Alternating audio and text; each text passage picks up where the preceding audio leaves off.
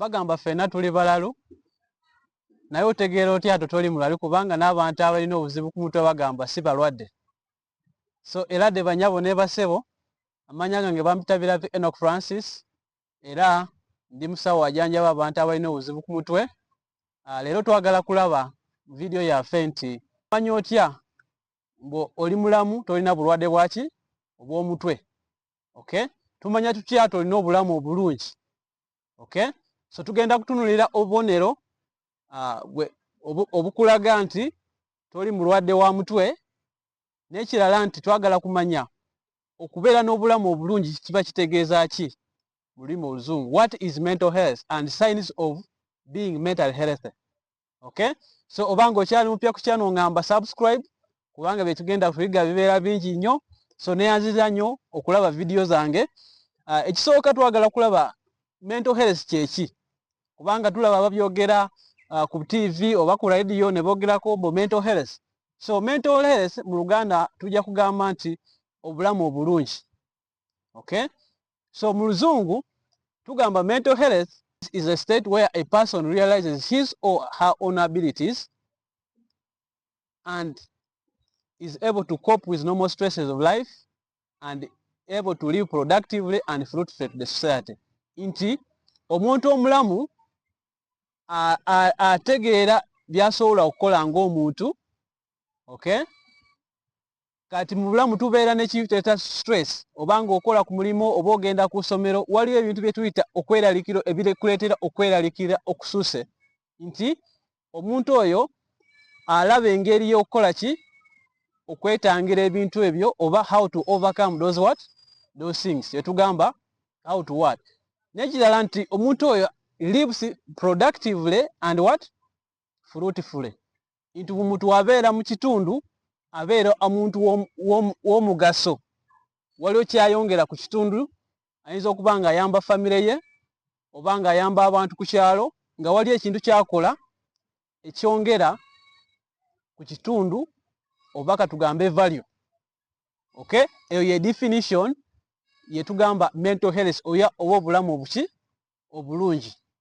So abantu abafuna obuzibu ku bulwadde bw'omutwe ojja kulaba nga si ba mugaso kyalo nga abantu batambula butambuzi nga tewali kye bakola, oba oli yalina famire osanga nga tekyalina famire. So tutegeera tutya nti gwe tolina bulwadde bwa mutwe oba olina obulamu obulungi obw'omutwe. Okay, ekisooka nti mentally healthy people are able to manage their emotions. Nti igwe nga omuntu omanyi emotions kitegeeza okunyiiga, okubeera omusanyufu oba ng'oli stressed kiki kyokola. Okay, so omuntu omulamu atalina buzibu ku mutwe nti asobola okukontrolinga obusungu bwe, asobola okukontrolinga ki oba asanyuse, amanyi nti bwe asanyuse asobola okukontrolinga essanyu lye. Okay, kati omuntu ng'anyiize waliwo ebintu abantu bye bakola mu busungu. Waliwo bwe twasanga like eruzira nga baata abakyala baabwe lwakuba baali banyiize.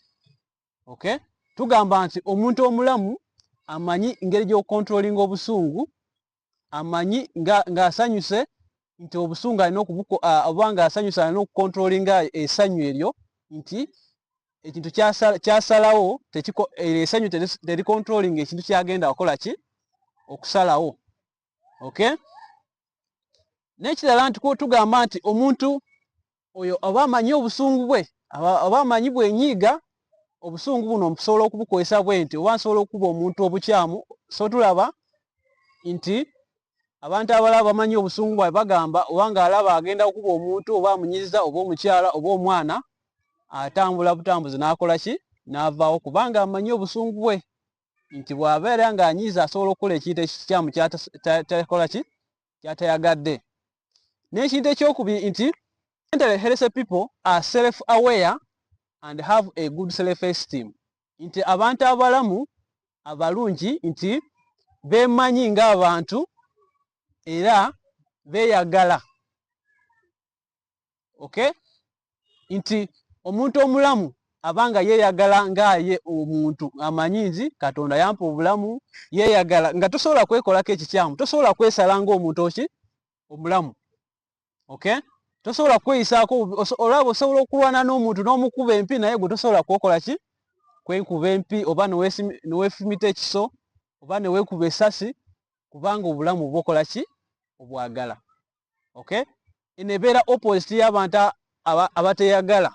Like osanga bali abeeta abanywa obutwa ne bafa nti tebeyagala, buli kaseera benenya bagamba nze ndi mubi, tebanjagala, kiki era ndi muntu mubi. Ezo sayini eziraga nti omuntu oyo si mulamu. Naye tugamba omuntu omulamu abaye nga yeyagala ng'omuntu era aba amanyi self awareness nti oba omanyi kyosobola okola ki? Kyosobola okukola. Okay? Kangambe waka omanyi nti ndi mukyala, nze ndi mukyala manyi okufumba. Okay? Manyi okulabirira abaana. Those are your strengths or ebintu byomanyi ebirungi. Ne waliwo kye tuyita weaknesses nti ebyo ebintu byotasobola kukola bulungi nabyo omanyi nti kino kisobola kukikola ki? Sikola bulungi. Okay? Nti bwe tumanya bino ebintu bye tugamba self awareness ne good self esteem, nga omuntu yeyagala nti kikuyamba okola decisions ennungi, okusalawo okulungi. Era ekintu ekyo kyamaanyi nnyo kyetuyita obulamu obulungi, nti omuntu omulamu obulungi bw'abanga yeyagala alowooza ebintu kyagenda okukola kubanga tayagala akole decision oba okusalawo okugenda okumulumya ng'omuntu oba famire ye.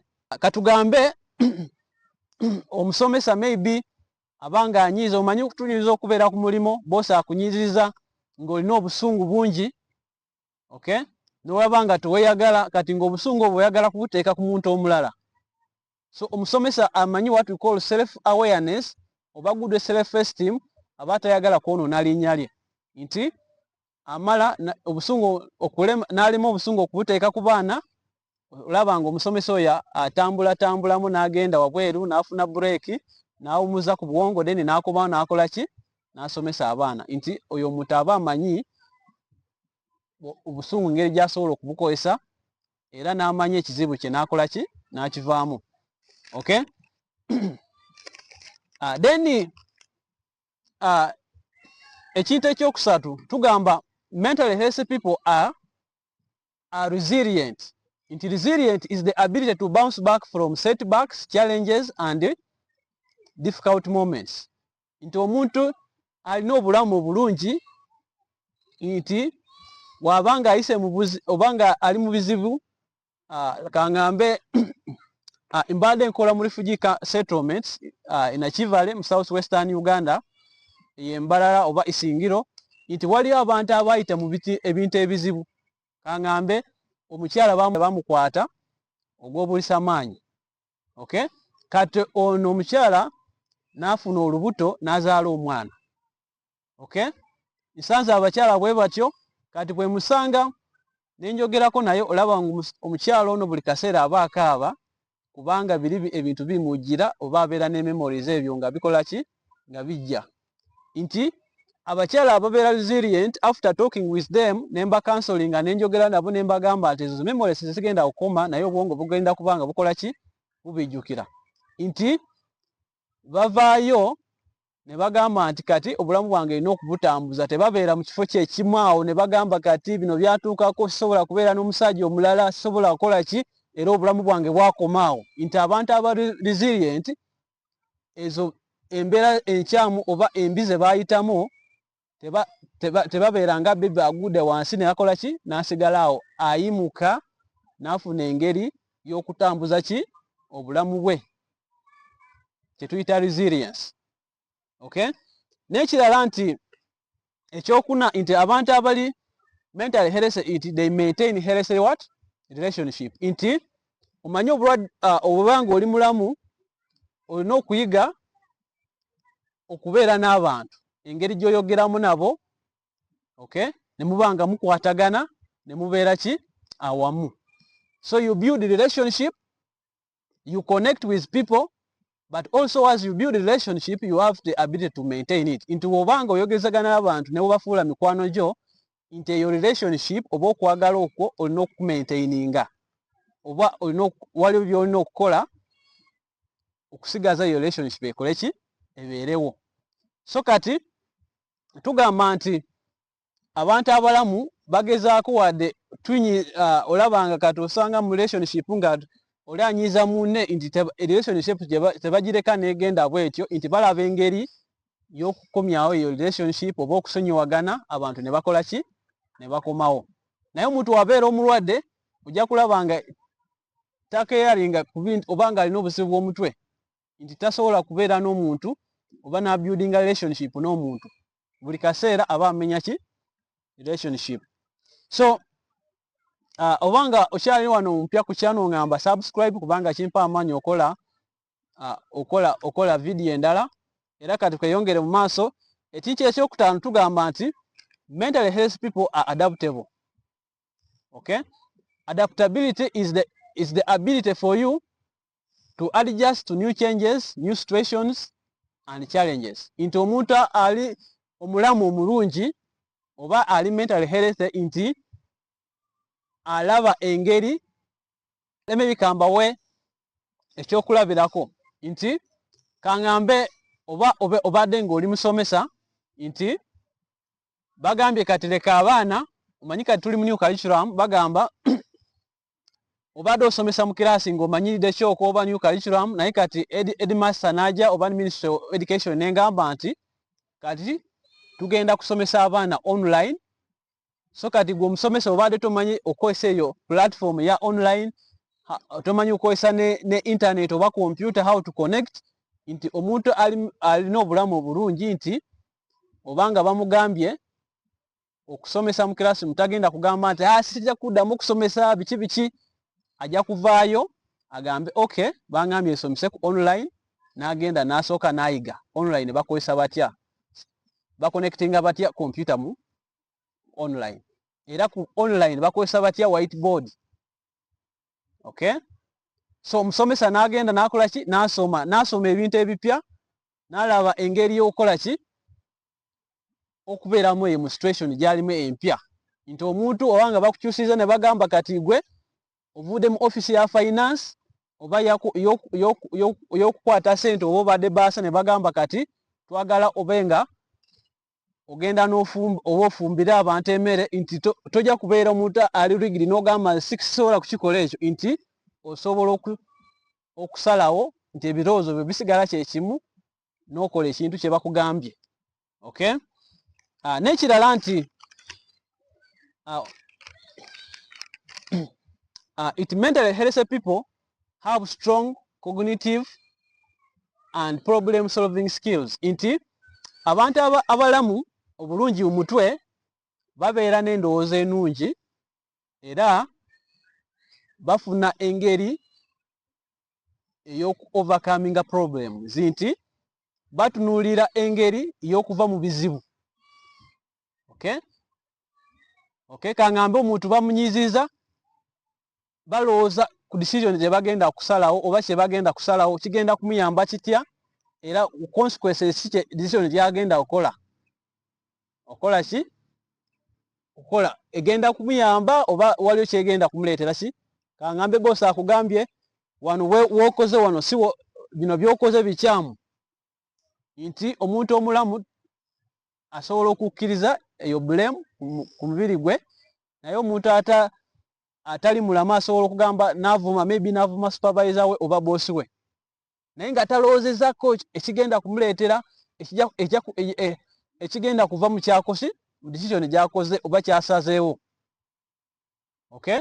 So okutugamba nti omuntu omulamu asooka n'alowooza kyagenda kusalawo, kyekigenda kuva mu kyasazeewo, decision gy'agenda kukola ki, gy'agenda kukola.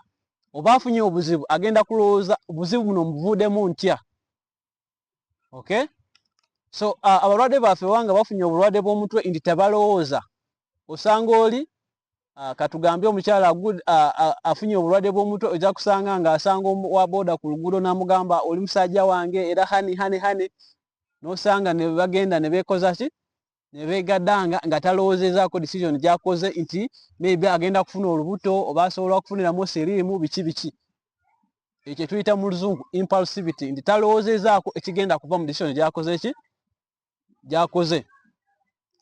Then ekintu ekyomusanvu tugamba nti abantu bano mentally strong people, they practice what we call self-care and also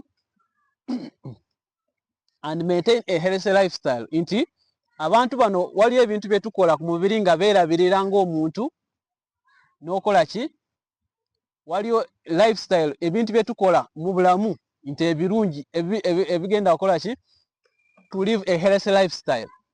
Omanyi abantu kangambe waliyo abasajja bangi nga babagobye ku mulimo, osanga oli instead of oba okunoonya omulimu omulala n'agenda okunywa sigala n'anywa omwenge ng'okwerabira ki, ebwo obuzibu. So tugamba nti abantu abalamu tebagenda mu bintu ng'ebyo, okunywa mwenge, okugenda mu zaala ne bakola ebintu eby'ekisiru ebigenda kubaleetera kangambe amatiga eri obulamu bwabwe. Okay? So abantu abalamu nti bagenda ne bakola ebintu kangambe obanga bali ku mulimo bafune ebiseera ne bafuna otulo otulungi, ne beebaka, ne balya emmere ennungi ebayamba mubiri gwabwe okola ki, okubeera omulungi nga tebalwalalwala, ne bagenda ne bakola kangambe mu free time ne bakola bye baagala. Oba ng'oyagala kulaba mupiira ng'okola ki, ogenda kulaba mupiira. Oba oyagala kubeera ku biiki ng'ogenda n'okola ki, n'obeera ku biiki. So ebyo ebintu baba babyagala era babiteekako nnyo essira. Ekyomunaana tugamba nti abantu abalamu mentally healthy people, they know when to seek for help. Nti abantu abalamu mutwe bamanyi di basobola okugenda ne bakola ki, ne basaba obuyambi. Okay? Omanyi waliyo ebintu ebisobola kubanga obanga okoze emirimu olaba oli mukoowu, ebintu bikusunguwa ku mulimu, oli weeka. So kati omuntu omulamu ategeera nti kirabika nkooye nnyo, neetaaga omuntu omukola ki, neetaaga kiyambi, neetaaga omuntu asobola okukola ki, okunyambako. Okay? So omuntu omulamu mu mutwe agamba amanyi akaseera kayeetaagira omuntu okola ki, okujja okumuyamba. Era tugamba nti obuyambi busobola okubeera obanga okola n'ogamba abantu b'okola nabo. Okay? Oyinza okuba nga family members oba abantu b'obeera nabo waka n'ogamba jangu munyambeko, oba mikwano gyo. Okay?